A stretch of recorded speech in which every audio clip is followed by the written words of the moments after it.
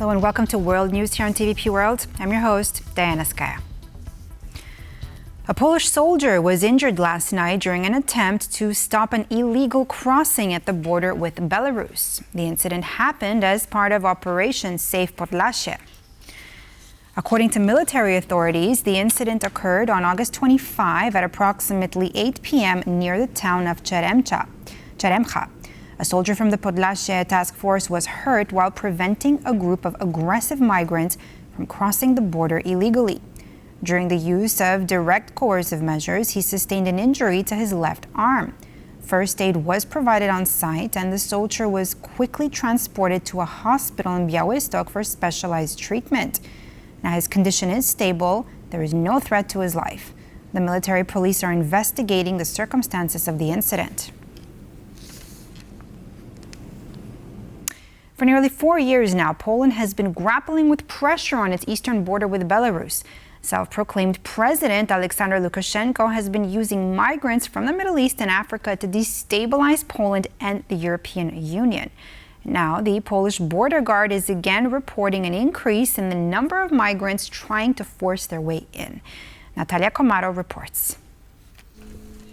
A primeval forest, fields of wheat, seems peaceful, but the Polish-Belarusian border is anything but. Authorities reported 257 attempts to cross illegally into Poland on Friday, 219 on Saturday, and 341 on Sunday. These numbers are expected to rise. In the coming days and weeks, we will certainly witness increased migratory pressure.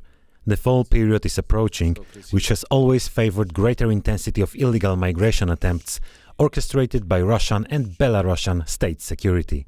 The Belarusian government began sending migrants to the EU's borders in 2021.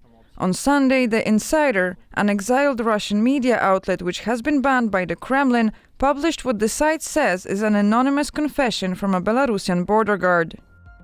We had an initial meeting point where we waited for people, usually somewhere about 500-600 meters from the border. The locations kept changing. Over the radio, we were given the coordinates of where to wait.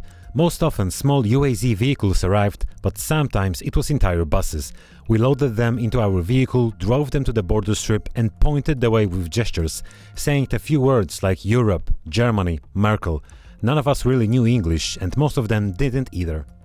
In his confession, the former border guard says except for the regular set of rules, there were additional instructions signed personally by Belarusian President Alexander Lukashenko. A couple of times we went to our unit commander and said, "Commander, we're breaking every rule we were taught, the entire manual, all 300 pages of it." The commander only pointed upward, saying the decisions were made from above. I didn't want to start a mutiny or openly voice my position. If my commander, a colonel, couldn't do anything, what could I do? Minsk has repeatedly denied any involvement in human trafficking. Poland aims to become the EU leader in battling illegal migration.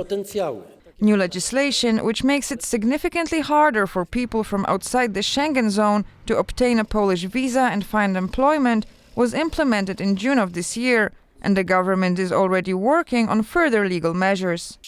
Our legislation, like the Act on Foreigners and the Act on International Protection, was created in completely different circumstances and requires an urgent, complex update. Polish uniformed services are bracing for a new wave of migrants, as indicated by the increased number of flights between Minsk and Libya's Benghazi, controlled by the Moscow-friendly strongman Khalifa Haftar. For TVP World, Natalia Komarov. Poland has confirmed the deportation of 13 foreigners responsible for violent incidents at a concert by the controversial Belarusian rapper Max Korzh in Warsaw earlier this month. Authorities say the deportees were, quote, posing a threat to national security and public order. 63 foreigners have been facing expulsion proceedings based on police evidence. Now, so far, 13 have been forcibly expelled, 10 have left voluntarily, and 30 have been listed as undesirable, with their names entered into the Schengen information system to block their re-entry. More than 100 people were detained at the concert, with charges ranging from drug possession to assaulting security staff and unauthorized use of explosives. The biggest public outcry was caused by the display of national symbols, with some in the audience raising flags of the Ukrainian insurgent army, which is linked to crimes against Poles during World War II. U.S. President Donald Trump has been working together with his administration to orchestrate an end to the war in Ukraine. To that end, Washington re-entered dialogue with Moscow. Vice President J.D. Vance spoke about length about possible concessions, which the Kremlin says it is willing to make. Later, during a presser in the Oval Office, Trump was asked about his recent conversation with Vladimir Putin. Number one, Europe is going to give them significant security guarantees, and they should, because they're right there. But we'll be involved from the standpoint of backup. We're going to help them.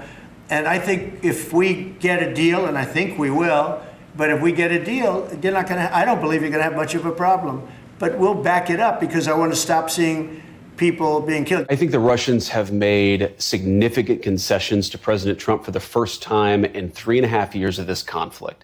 They've actually been willing to be flexible on some of their core demands. What they have conceded is the recognition that Ukraine will have territorial integrity after the war. They've recognized that they're not going to be able to install a puppet regime in Kiev. That was, of course, a major demand at the beginning. And importantly, they've acknowledged that there is going to be some security guarantee to the territorial integrity of Ukraine. U.S. Special Representative Keith Kellogg says work on the peace process for the war in Ukraine is continuing, with the hope of reaching security guarantees in the near future. Kellogg was speaking at an interfaith event in Kyiv that brought together representatives from more than 50 countries. This has not been an easy task. President Trump knows that. We're going to work it really hard. He's one of those individuals. A couple things is, he really is a peace president. He really he's seen the death and devastation, what we see here in the loss of soldiers. You know, you've seen the peace process we're working. It's working very, very hard. You know, we're hoping to get to a position where in the near term we have, with a lack of a better term, security guarantees. That's a work in progress. What I mean by that is it's both the military. What are your low limits, mid limits, high limits? You go to national security advisors, what are your low limits, mid limits, high limits? You go to the prime ministers, the chancellors, the presidents, what are your low limits, mid limits, and high limits? And then you kind of merge them, and you say, what's the art of the doable? And that's the process we're at right now. What is the art of the doable to bring this war to a conclusion? The Foreign Ministry of Ukraine is frustrated with Woody Allen's appearance via live stream at the Moscow International Film Week. Now, during the festival, Allen was interviewed via video link by Russian director Fyodor Bondarchuk, a stringent supporter of Vladimir Putin. Ukraine's top diplomats condemned Allen's decision to, quote, bless Moscow's bloody festival with his address. In a statement released by the Ukrainian Foreign Ministry, Kyiv's officials said the culture must never be used to whitewash crimes or serve as a propaganda tool. Now, during the interview in front of a crowded theater audience, Woody Allen said that he would love to make a movie in Russia following the production of Midnight in Paris. He said, I'm someone who always enjoyed Russian cinema. Most Western movie stars have cut all ties with Russia since its full-scale invasion of Ukraine, making Woody Allen one of the first to appear in front of a Russian audience. Allen has been largely blacklisted in Hollywood ever since he was accused of molesting his adopted daughter. The American director, however, claims the allegations were fabricated by his former partner, Mia Farrow. French Prime Minister François Bayrou looks likely to be ousted next month in a confidence vote that could plunge the EU's second-largest economy into political crisis. On Monday, Bayrou said he would seek parliamentary backing for his plans to support France's public finances by asking deputies to confirm spending cuts, which would save 44 billion euros a year. Now, Bayrou stated that France faces an imminent danger which must be tackled with spending cuts. Otherwise, he says the country has no future.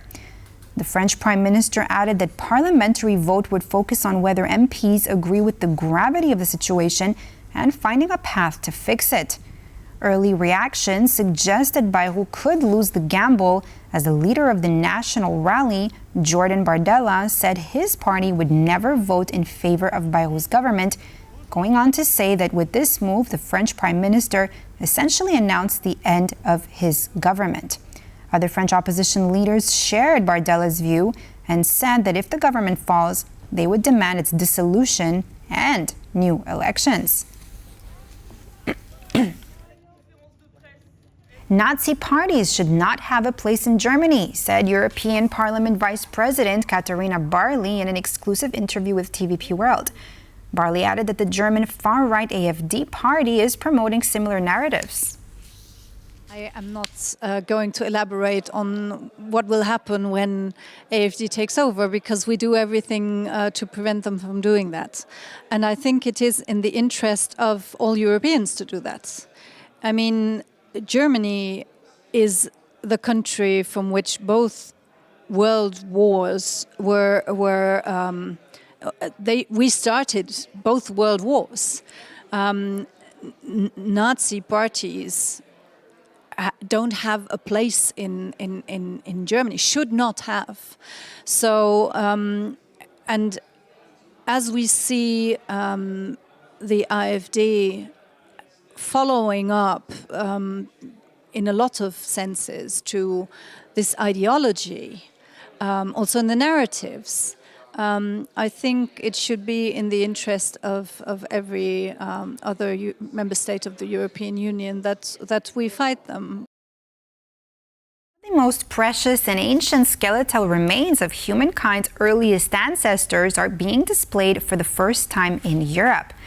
The Czech Republic's National Museum in Prague is hosting the valuable object, Lucy, which has only been exhibited outside Ethiopia, in the US, and Selam, which has never been shown outside Addis Ababa. Both are more than 3 million years old. I am truly delighted to be here to greet you personally on this historic occasion. Ethiopia has entrusted us with one of its most precious treasures for the next 2 months. These are rare artifacts of human evolution, the skeletal remains of 2 ancestors of close relatives of modern humans, known as Lucy and Salem. Both skeletons are among the most precious exhibits of the world's heritage. They are over 3 million years old and are appearing in a European country for the first time ever.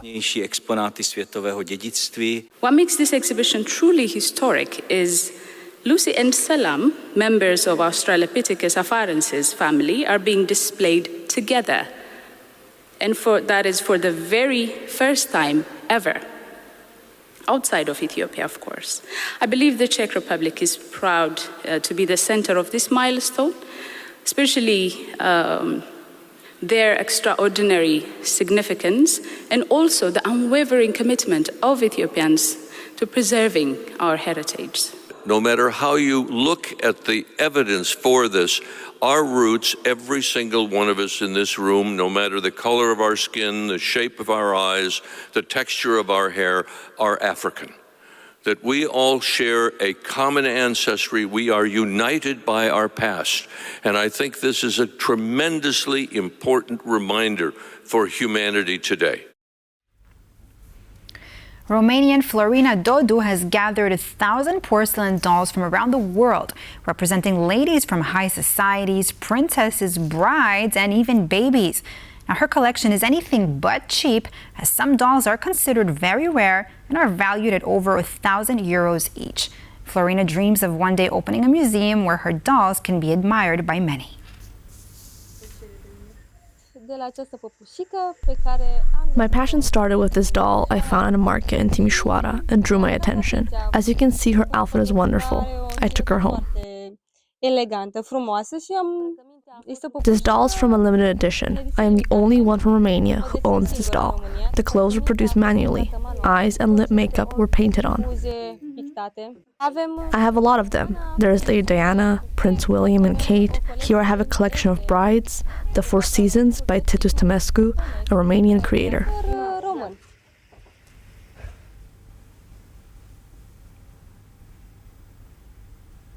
And on that note, we end this edition of World News here on TVP World. I'm Diana Skaya.